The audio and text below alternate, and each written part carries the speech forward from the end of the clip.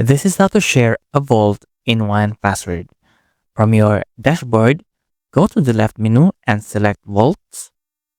Then choose a vault and we will view the vault and choose a category. So for instance, this one.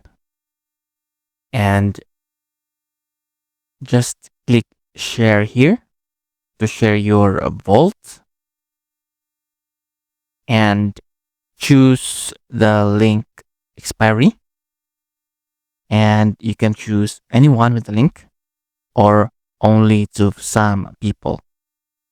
And you can check this one so that it can only be viewed once, and just copy the link. Let's go to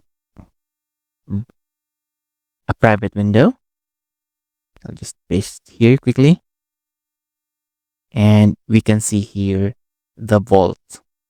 So this is how to share a vault in 1Password.